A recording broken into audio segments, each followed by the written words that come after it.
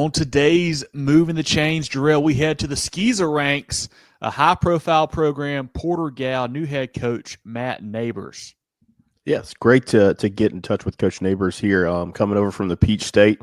Going to infuse some new stuff into a program that's been doing really, really well the last few years. I'm excited to see his trajectory for the program and his stamp. Get ready for the ultimate South Carolina high school football experience with Movin The Chains. From previews to recaps, we've got you covered. Dive into our expert preview shows, predicting winners and sharing insights. Then join us post-game for the thrilling recaps, exclusive interviews, and highlights you won't find anywhere else. Plus, connect with fellow fans on our Friday night spaces on Twitter/X. No one covers South Carolina high school football like us. Join us at Movin Chains on all social media platforms and visit movinchains.com today. Welcome into Moving the Chains, brought to you by Founders Federal Credit Union. I'm Kevin Thomas alongside Jerel Hendricks. Got a great interview today, a very special guest, the new head coach of the Porter-Gaud Cyclones, Matt Neighbors. Coach, how you doing today? Man, I'm great, man. Living in the low country, can't beat it. We appreciate your time. We really do. If this is you guys' first time tuning in, be sure to follow us on Twitter/X, Facebook, Instagram, YouTube, and more at Movin Chains, our website, movinchains.com, and our podcast on Apple, Spotify, Google, and all other podcast platforms. Coach Neighbors was hired in March. He was the assistant head coach in D.C. at Flint River Academy in Georgia. Prior, he spent time at the Heritage School, LaGrange, Mount Zion, Carrollton, Callaway, and Greenville, all in Georgia. Coach, let's start there. What's that transition been like, coming from the Peach State over here to South Carolina, making the move and getting to be the head man now at Porter-Gaud? It's been unique, a little different than obviously what I've been used to. The first day we had practice, I'm out here in spring, and as a head coach, it's just different because, I'm wanting to jump in and coach everything, and I'm always used to coaching a position. And now I'm having to kind of walk around and manage, and it's a lot different to get used to. The Georgia, South Carolina rules are completely different when it comes to your summer and your practice schedules and all that good stuff. So I've had to get used to that. We're in Georgia, we were doing like padded camps and all that stuff. And in South Carolina, they don't allow that yet. So I had to get used to that, and times with pads and with balls and all that good stuff. But I've got adjusted to it, man, and I'm fired up. Football is football. It don't matter where it's at. So, but yeah, everything's going great. Coach, you mentioned that adjustment. You're the head guy now, your first head coaching gig here. But if you don't mind, fill us in on your background. Kevin gave us your lengthy resume all in Georgia, so we want to learn more about you. Yeah, so I kind of got a unique story. When I graduated high school, I didn't go straight into college and do all that. I kind of got involved in mixed martial arts, and I did all that stuff, did the cage fighting thing for about 5 years. During that little time frame, I was coaching like just a little kid team. All right, Coach, I can't let you. I got to interrupt you. I can't let you gloss over cage fight and mixed martial arts. You got to give us some more insight on this stuff. Yeah, so one of my really, really good friends, he got involved in it and was doing it pretty big. And he just needed me to we're in a town where there's not a lot of training there for that. And so I was basically his dummy for about 6 months to a year. And I was like, I'm tired of getting beat up on. So let me get out here and see if I can learn some of this stuff. And I actually got pretty decent at it. We got with some good coaches and taught me some stuff with jiu-jitsu and kickboxing and all that good stuff, Muay Thai. And I went 5-1 over 5 years, and was one of the best adrenaline rushes ever.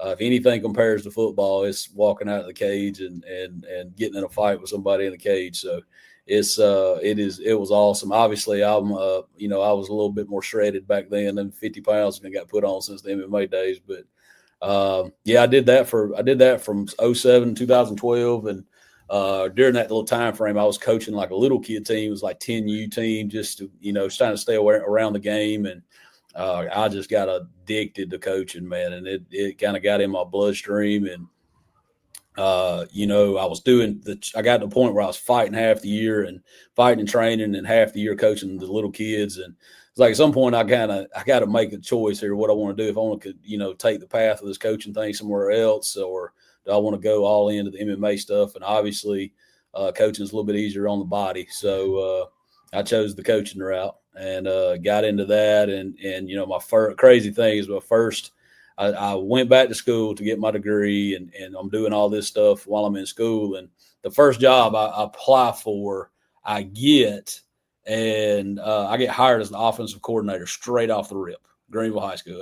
Fellas, I couldn't tell y'all what at that time what a 3 technique was, or what cover 3 was. I didn't know none of that stuff. So obviously that first year was a little trial by fire, and it was rough. The second year I was there, I put the work in the off season, went to clinics and did all this stuff. I remember going to watch Gainesville High School and Georgia practice. This is when Deshaun Watson was there, and obviously who ended up at Clemson, is in the league now. And Bruce Miller was their coach, and got some good stuff from him, installed that offense. And we had that was the last time at that point Greenville High School until this past year went to the playoffs, was in 2014. So had some success there. And then obviously I wanted to just I was commuting at that point to Greenville. So it's about probably 30 minutes from where I live. So had an opportunity to go to LaGrange High School in 2015.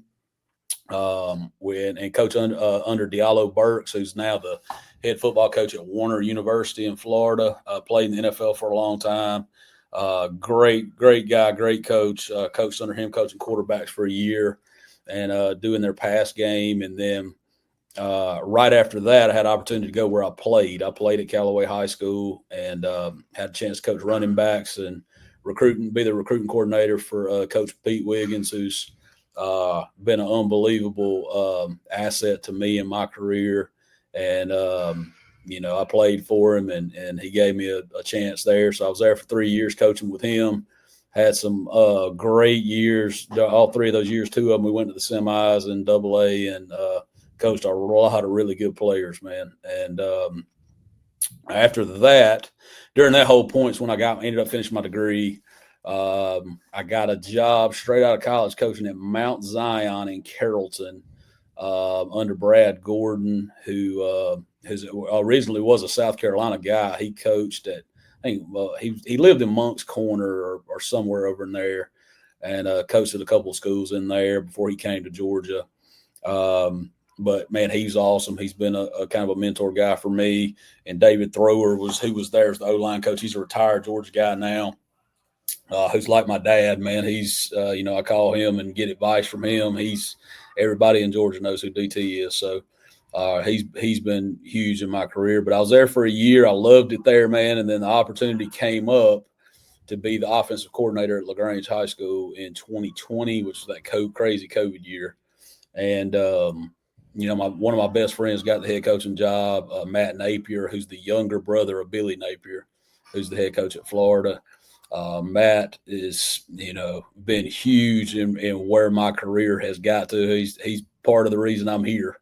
So, he's been awesome. I coached under him at Callaway. He was the offensive coordinator during those years. He got that head job. So I went over there with him. Was there for a year, loved it. And the opportunity came up to kind of go into private school. And, private school is it's a whole different beast, like your day job is just a lot more laxed from a teaching standpoint, and you kind of focus on football a little bit more. So I went up to Heritage as their defensive coordinator, was there 2 years, had some really good success there. At the point that I got there, they were the losingest team in the state of Georgia. I mean, I think they had went like 0-33 or something. And we got them back to the last year I was there. We was in the quarters the second year and got really, really good. Had a chance to go to Flint River Academy. Flint River Academy, I went there in January of 23 as the defense coordinator, assistant head coach. That place, fellas, it might be the last of a dying breed of places that the whole town shuts down on Friday nights. Like it's 7:30 on Friday nights. It's in Woodbury, Georgia. There's one red light in the town. There's nothing going on. Like everybody's at the game. So it was so unique. A little country private school, I mean, in the middle of nowhere. And those kids were physical and would stroke your head. Like they were really good football players. And the first year I'm there, we win state in single A. Had the number one defense in the whole state of Georgia during that time. I mean, over your Bufords, your Carrolltons, all those guys. We gave up like 5.5 points a game or something. It was crazy. And we didn't have any just superstar kids. It was just hard-nosed, coachable kids that bought into the system. And stayed there 2 years. This past year was my last year. We made it to the semis this year, lost. But, man, that place was unbelievable for my career. Coach Kirk Hoffman, who was the head coach there, he's a Georgia legend, man. He's been coaching 40-something years, won 3 state titles at Flint River. He's been awesome in my career, so can't thank him enough. But, and then this whole situation opened up here, man, and it's crazy how it opened up. And that's a whole nother story in itself. But, obviously got the job in March, and I am ecstatic to be here. Coach, one of the most important things for a first-time head coach is kind of getting that staff set up around him, man. How is that looking for you guys? Is it pretty set? You're still hiring a few guys? And maybe shout out a few of the big names you brought in so far, Porter-Gaud. Yeah. Like, man, I have an unbelievable staff. I tell people all the time I got more coaches than Dabo Sweeney. So it's a good thing. Impossible. That's I don't know. I'm competing with him. I promise you. But I'm so jacked with these guys. I ended up inheriting off the old staff pretty much every guy except for 2. I lost 2 coaches. Ended up adding 4. Obviously, my offensive coordinator, Josh Harp, is back. Really good football coach. He's been a head coach before at St. John's. Really, really good football coach, man, and I'm excited about what he's going to do with their offense. I added my offensive line coach, Zach Blanchard. He just got done finished playing at the Citadel. I think he still holds a bunch of their weight room records. Dude's gigantic, man. He probably squats like 800 pounds, and he gets after it with the kids. So I've been blessed with him. It's his first coaching job, and he's awesome. Trey Trammell is going to be our varsity linebacker coach. Just hired him from Stratford. He's awesome too, man. Real positive with kids, great energy. Love him a lot. J.R. McCain, we brought him in from San Diego. He come in, coached a couple schools in San Diego. He's originally from Virginia area, played at Old Dominion, played at the University of San Diego. He's going to be our varsity quarterbacks coach. He's awesome, man. Great energy. And Clarence Ratley, man, just hired him, the OG, man. We call him the Sarge. He's been at St. John's for a long time. He played at Summerville. He's a special teams guru, man, and he's our special teams coordinator, varsity tight ends coach. But he's awesome, man. I love him. And that's just some of them, man. Sam Brown's back. He is unbelievable. He's one of our DB coaches. He's been a DC at St. John's for a long time, been at Porter-Gaud for a while. Jay Smith, man. Jay Smith's a freaking superstar. He's our varsity D-line coach. I hope nobody's listening to this, so they don't try poaching him from me. But he's awesome, man. He's played at the Citadel. He's young. I mean, he's going to be a head coach and a big-time coordinator at some point in his career. Paul Pascal's our safety coach. He's awesome. Logan Billings, our running backs coach, played at the Citadel. He's awesome. So, I mean, we got them, brother, and that's just a little bit of them. I didn't even count my JV staff and middle school, so those guys bust their butts too. So, yeah, it's I'm blessed with all these guys, man, because, like, look, I'm just a little part of it. I can't do it all by myself. Coach, we got to ask you, we got to give the South Carolina coaches a little sneak peek into what you plan on doing. What kind of schemes do you like to run on offense and defense? And you have the unique opportunities where you've coordinated both sides of the ball. Will you call plays, or are you kind of going to step back a little bit? Yeah, so I'm going to handle the defense. Defensively, we're a 3-5, varying different coverages. I got that stuff from Coach Gordon when I was at Mount Zion. He ended up getting it. He got it from Charlie Strong back in the day when he was at South Carolina. So, I love the defense. It's what I've always ran since I took over as a defense. And I look at defense from an offensive guy's perspective because I'm really an offensive guy. I do everything defensively that I hated as an offensive coordinator. I hate seeing man coverage. I hate people pressing me up in my face. I hate the stemming. I hate the crazy blitzes. That's what you're going to get from us. I mean, it's simplistic. The kids it took me a day and a half to install it. But we don't have to think, and we fly around and we get after it. So we're physical. Offensively, it'll be a little change up from what you've seen at Porter-Gaud. Porter-Gaud has been a heavy run team. running the inside-outside veer and midline and all that stuff with two backs. We're going to be RPOing it and, gap run scheme up front, physical. Like you guys know, man, just like every coach does, you got to run the ball to win. And that's what we're going to do. But we're going to have the ability to throw it around a little bit. It's a lot of the same stuff. It's the stuff I got from Matt Napier and that I'm comfortable with. It's what he runs at LaGrange. It's the same stuff that Billy runs at Florida. It's just, obviously dumbed down a little bit to the high school level. But, it's good stuff. And it'll be a little different change of pace for the Porter-Gaud fan base and all that from what they're used to. We mentioned it, Coach, and you talked about your history. You've been an assistant for a long time now. How did you know it was time for you to kind of make that step and try to put yourself out there to become a head coach?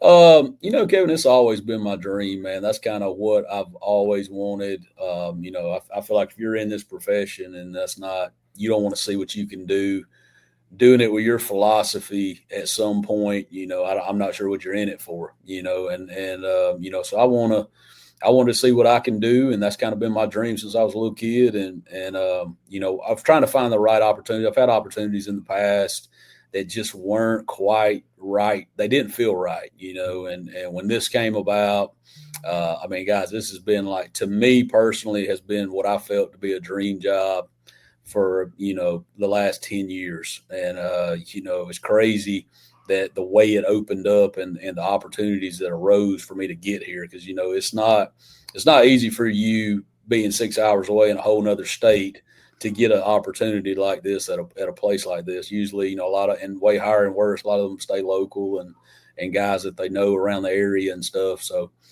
being able to have this opportunity, I am beyond blessed. The first time I drove across one of these bridges over here in Charleston, man, I had to pinch myself. I was like, this don't even seem real, but it is, man. I'm so blessed and fired up just to, see what I can do, man, see how my philosophies and stuff work and kind of go from there. Coach, Kevin and I get the opportunity to interview great coaches like you, and we have a blast doing it. We get to highlight these communities and all these great teams in South Carolina, but it's really just boils down to the players. Who are some special guys that we need to be looking out for this year? Jerel, you got no doubt, brother. It's all about Jimmy's and Joe's. It ain't the X's and O's. I can tell you that. Man, we're blessed, man. We got a lot of really, really talented players, and I might be talking for a minute here, so y'all give me a minute. But go for it, Coach. That's what we do, man. We love to highlight these guys. Yeah, we got our senior class. Now Porter-Gaud lost some really talented kids last year. 4 Division I guys. 3 went to the Citadel, 1 went to South Carolina. But the cover's not bare. So we got some seniors here that are really good leaders. Starting out with Hayes Marchant. He's our senior center. Fellas, as long as I've did this, he's probably got the best leadership quality I've ever seen in a kid. And he's just, man, he brings the juice at 7 a.m. in the morning, and it's like he's constant energy. He's physical. He can play. I want him to play at the next level, but I think he wants to be like a brain surgeon or something. So he's like, I don't want to do this, but past high school. But man, he's awesome. Love that kid. Our quarterback, Scott Tibbles, really, really good football player, man. Actually, he broke his leg bad in game 1 last year, missed the whole season. Has worked his butt off to get back, man, and has kind of took the reins of that quarterback job. He's a good looking kid too. He's about 6'2". 175 pounds, can spin it. He's dual threat. I like him a lot. Great leadership quality. Jackson Sheely is our running back. He is a hard edge. He's like a little Christian McCaffrey type kid. He's like 5'8", 175 pounds, jitterbug, but he's physical, man. He'll stick it in there. He can bounce it. He's nice. He's dual threat out of the backfield.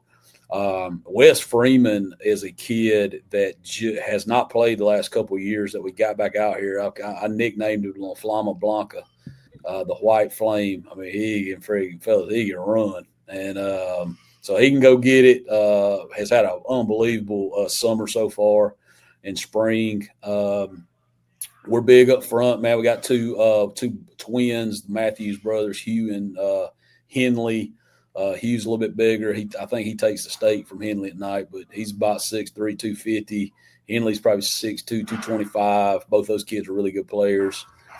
Pierce Lewis, our nose, really, really good player. And he'll play some O-line for us. Caden Pryor, man, a lockdown corner, love him. He's had an unbelievable year. He's going to have a chance to play at some Division I schools, I think. Same with the Matthews boys. Let's see. Let's get on some of these underclassmen, man. Amir Chisholm is a dude. He's a 2027. He was one of their basketball players on the state championship team. Started last year. He is an unbelievable corner, lightning in a bottle, man. He's a kid that's going to really jump out at some people.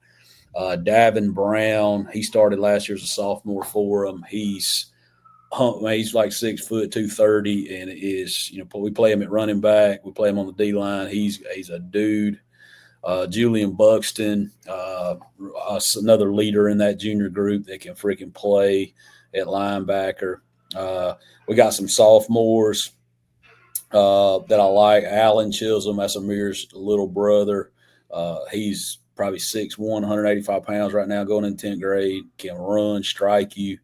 Shamar Brown, fellas. His nickname's Beanie Brown. All right, y'all remember that name. This kid right here, I have not seen a kid look like – the last kid I had that looked like him at 13 years old is playing in them Sundays right now. So he is different looking. He's 6 foot, 205 pounds, and he's 13. He's a different cat. He'll start for us as a ninth grader. Huck Nevin, who's been our free safety, he's a 27, had an unbelievable spring and summer. He can go get it. Wilson Yarborough, another stud receiver. Trig Allen, another stud receiver, both those guys. Alexander Stiglick, who's a junior, he's 6'4", about 240. He started on O-line for him last year as a sophomore. Really, really good player. Cole Thornton, really, really good player. He's a junior. We're young, fellas. We got I think my projected defense right now, starting defense, we've turned like 9 or 10 off that defense for next year. So we're young. We're a little bit older offensively, but we got dudes everywhere, man. The cover's not bare. It's not bare at all. Coach, you told us, you didn't get it to be there during the spring, really kind of came in late, kind of early summer when you got down to Porter-Gaud. But what have you been able to learn about this group so far in the time that you spent with them? Well, the culture's already here. Shout out to Coach Bowles, man. He's been awesome for me during this transition, the previous head coach, and he's been awesome for me. And he installed everything here to where you want a program to be. The culture is here. These guys, the first day, I'll give you all a story right here from the spring. I get up here on a Saturday. We hand out equipment on a Sunday during spring practice. We hit the ground running on Monday. They got workout. They work out 3 days a week before school. Okay. They go from 7 to 8:30. Okay. And, from my experience, especially from my days in public school, sometimes those kids don't want to show up at 7 o'clock in the morning now. And so I'm expecting these kids at 7 o'clock in the morning not to be here, right? First day of practice. And I show up and we got 50 strong, 10 through 12. Every one of them's in here with energy that is infectious. They are in here just going nuts at 7 o'clock. And shout out to our strength coach too, Isaac Rogers, who is a freaking superstar. He's unbelievable. But he had them going in here. They're getting better. And then, this happens day in, day in, day in. Well, we get to where we go to this first full pad practice, in spring. We only get 2 of them. And the kids busted in spring practice, get after it, have a strong physical practice. And I'm thinking these kids ain't going to show up next morning at 7 a.m. workout. All 50 of them are in there at 7 a.m. grinding. And for the most part, in private school, you end up with some in the summers. A lot of these guys are around a lot, just visiting, vacationing. I got a DB right now that's in Greece for 3 weeks, and I got one of my linebackers just got back from Barbados. But they, for the most part, we've had probably 85% attendance rate pretty much all summer. And I know where they're at. So these kids are bought in, man. They're grinding. They want to win a championship. They came so close last year. They can feel it, and they're just trying to get to the top of that mountain.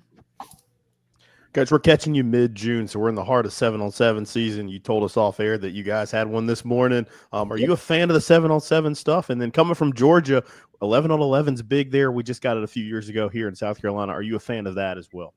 Yeah, so 7-on-7s, I like going to them. The kids like going to them, especially at the colleges. I would love it if we were realistic in 7-on-7. You'll go – guys, we went to one of these 7-on-7s at one of these colleges, and we played like 8 games, and 6 out of the 8 they're in cover 2 man and quads the whole game. I'm like, y'all do. And I asked the guy after the coach, I asked him, I said, Coach, is this what y'all do like normally? He's like, no, we're wishbone. I was like, well, what are we doing right here? Are we trying to get better? So I wish you'd sit in cover 2 man versus me all day. That's going to be a long day for you trying to stop the run. But yeah, I mean, I love the 7-on-7 if they're realistic. And sometimes you'll go to them and they're doing what they do on Friday nights, and it's awesome. Like this morning, we threw with the 2 schools we threw with, did what they do on Friday nights, and it was awesome. And that's what we're going to do. We're going to do what we do on Friday nights. I mean, we're not going to get out here in quads and empty and try to win 7-on-7 championships. It's not what we're about. We're trying to win championships in November, December. So for that standpoint, it's cool, especially the college ones, because the kids have loved the experience. We went to South Carolina. We went to Charleston Southern. Both of those were really good ran. We love those. And we're going to the Citadel in July. I want to try branching out of that because when I was in Georgia, we was at Georgia Tech, was at Auburn, was at Georgia. I want to get down to Florida and do some stuff down there with Billy Nape. So all that's, really, really been fun. Now, the 11-on-11 stuff, Jerel, I love it, man, especially the padded stuff like that. When Georgia brought in the pads, I don't even know if South Carolina does padded yet, do they? Or they just I don't believe so. I think it's just no pads. Yeah, they're what Georgia was before Georgia went to pads. And now when they started doing the padded camps, it's a game changer because you really get your questions answered 2 months ahead of time, right? And you can get some good work in, do some inside run. And I like it a lot better than the 11-on-11 without pads. The 11-on-11 without pads, when you're going against a physical team, you're going to get somebody hurt because it's full-blown tackle football out there with no pads on. So, and I think Georgia kind of wised up with that and was like, look, we're going to put pads on these kids so nobody gets hurt. So, but yeah, when I'm hoping South Carolina can get that because the padded camps have been such a game changer for football in Georgia. We mentioned it a couple times, Coach, and you have as well. But this program is a program that's been really good lately. Went to the state title game last year. A lot of times we interview these new hires, and it's kind of it's a rebuild and whatnot. But that's certainly not the case at Porter-Gaud. But with that being said, with you coming in, was there something still that you kind of picked out and said, hey, this is one thing that I really want to change, or maybe put my stamp on the program by doing this, even though it was in such a great place when you took over? Yeah, just little things. It's crazy because me and Coach Bowles have I think a very similar coaching strategy and our mindsets, branding, and doing all that stuff. I mean, there wasn't a lot I needed to do that I wouldn't have already did that he had already in place. We integrated, trying to get the kids protein and stuff after lifts. That was something they weren't doing. So, the kids were getting protein shakes and bars and all that stuff after the lifts. We're practicing a little bit different than what they were used to. Obviously, the offense is changing up from what they're used to. But, overall, man, it has been and I think the 7-on-7s have been a little different. I don't think Coach Bowles won as many 7-on-7s that we did, especially with the colleges and trying to get out into that. But they didn't throw it as much either. So, we're trying to, get better at that and do better. But overall, yeah, I put my trust. I got my my branding thing, which is trust. And that word is so big in what we do from a coaching staff, what we do as a player. I mean, players have to be able to trust the coach, and coaches got to be able to trust the kids, and just overall, that word means everything. To what we're trying to accomplish, and that's championships. And if we're all trusting and believing each other in that brotherhood, we're going to get to where we need to get to. And, that word breaks down too, it's the T stands for teachable. You got to be teachable and coachable kids. And R stands for relentless, is when we play on Friday nights, we're going to be relentless to the football and nonstop offensively and defensively. The U is unparalleled. Being part of Porter-Gaud football is that's an unparalleled thing. Like, that's what we want you to be about. And S is selfless. We want you to be selfless and be all about your brother and who's next to you and the scheme and the team. And T is tough, man. You got to be a tough football player to play for me and play for this program. And because we're going to get after it.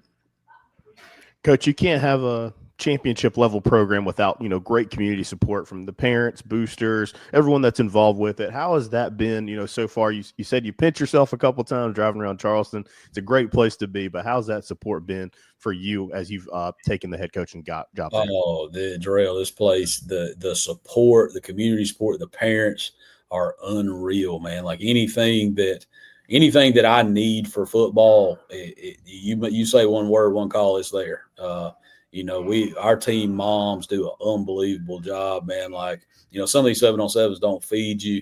We make one phone call and our whole team has Chick-fil-A. I mean, it's just, one thing after another. They are unbelievable what they do. My team moms have made my job so much easy, man. Like they took all the crap that the head coaches deal with behind the scenes off of my shoulders, man, so I can kind of focus on football in the grand scheme of things. And I can't say enough about them, man. They are awesome. Our AD, Al Wilson, does an unbelievable job on kind of, the outskirts of setting everything up and doing all that good stuff. And the dads they're there for chain crews and doing everything that they do for the setup and all that stuff. I mean, I can't say enough, man. We got guys we got students that want to be a part of videography and photography. I got my own film guy, my own video guy that are there. Every single thing we got, working their butts off, getting unbelievable content for us to put on Twitter and Instagram and Facebook and all that good stuff. So, yeah, man, this place is unlike any other with support, man. They want to be great, and they want to do the little things that it takes to get to the top. Founders Federal Credit Union means banking made for you. The on the go, the pick up and go, and the I want to go. Because at Founders, we give you the financial tools that make every dollar work for you. For the little things to the big things. For your future and your peace of mind. We'll always stay grounded in our roots, but reaching beyond what you'd expect is where we'll always go. Find out what our members already know and enjoy a new way to bank. Relax, you're with Founders. Couple easier ones here for you, Coach, before let's go today. Maybe it's on the bus to an away game on a Friday, and maybe in your office at a home game. But what's on your pregame playlist as you get ready to take the field? Man, I got some crazy pregame playlist, Kevin. Like I'm all over the place, man. Like I'm over here every game. I listen to worship music before the game. That's kind of like my jam. It gets me calmed down, relaxed, and knowing what's really important. And then, right before game time hits, man, here comes the Pac and the Biggie and the J. Cole's and all this, man, I got to throw some Georgia stuff in. We got Pastor Troy and come on. T.I., Wayne. I mean, it's not DMX, so it's crazy. Like I got this crazy, just like it's from Jekyll and Hyde music wise. So that's kind of like my deal. My teams that I've had the most success with recently have always came out to Closer by Kings of Leon. That's kind of like my jam to come out to. If you hadn't heard that song, it's legit. So you check it out. But yeah, we'll come out to that, and that's kind of like our jam. Coach, you're now residing in one of the culinary capitals of the Southeast. Kevin and I, huge foodies. We're coming down there for a Cyclones game. What is a place that we need to check out before we watch that game? And I know you're new, so if you just want to throw one maybe memorable place that you've been to so far. I'm going to give you the best place that I've ate so far, and it ain't a lot now. I literally have a note on my phone of restaurants that people have told me about that I got to hit, but I hit this place called Locals that it's kind of it's like a bar type deal that's unique that they serve sushi and tacos. Okay. And it's such a unique mix, and the sushi is unreal. The tacos are unreal. So that's like my go-to spot right now, but I'm only in like number 3 on my list. So I got a while to go. It's ever changing. It's going to take you a while to get through all of them in Charleston. That's for sure. I'm hoping I'm not 250 by December. So I'm hoping to keep my body in shape here. Well, there you go. Last one for you, Coach. I know it's still kind of early, but do you have any goals set yet for the 2025 season for Porter-Gaud? Yeah, championships, man. Like Kevin, that's, like I told the kids when I got here, I know what they want, and I didn't uproot my family and move here 6 hours not to win championship. That's the goal. That's what we strive for. And that's what we're in the game for, man. We want to get to the mountaintop, and we want Porter-Gaud to be the king of Charleston and king of South Carolina. So that's our goal, and that's what we're going to strive to do, and continue to compete and get after it every day till we get to where we need to be. Well, this has been great. I want everyone to go follow Coach Neighbors and the Cyclone program on Facebook and Twitter/X. He mentioned that, they do a great job posting updates on their kids and their programs. Certainly follow them on there to keep up with them. Like I mentioned earlier as well, follow us on all social media at Movin Chains, website movinchains.com, and our podcast on all podcast platforms. Moving the Chains is brought to you by Founders Federal Credit Union. Jerel, anything else for Coach? Let him go today. Hey, Coach Neighbors, again, thank you so much for your time. We know you guys are in the heart of preparation, the heart of the summer, especially down in Charleston. There's a lot more things you could be doing than hanging out with us today, so we appreciate it. Looking forward to what you guys are going to be doing in the fall, your championship level program. So we expect to see those big things. And I'm going to say a warning to all the coaches that may be listening here. I don't know if this is the guy that you want to mess with in the handshake line. I appreciate you fellas, man. This was awesome, man, and I hope to see y'all at some games this fall, man. Let me know. Coach, we really appreciate it, man. Look forward to getting down there, getting to meet you in person at a practice or a game, and best of luck, all right? Thanks. Appreciate you, Kevin. Appreciate you, Jerel. Thanks, man. Get ready for the ultimate South Carolina high school football experience with Movin The Chains. From previews to recaps, we've got you covered. Dive into our expert preview shows, predicting winners and sharing insights. Then join us post-game for the thrilling recaps, exclusive interviews, and highlights you won't find anywhere else. Plus, connect with fellow fans on our Friday night spaces on Twitter/X. No one covers South Carolina high school football like us. Join us at Movin Chains on all social media platforms and visit movinchains.com today.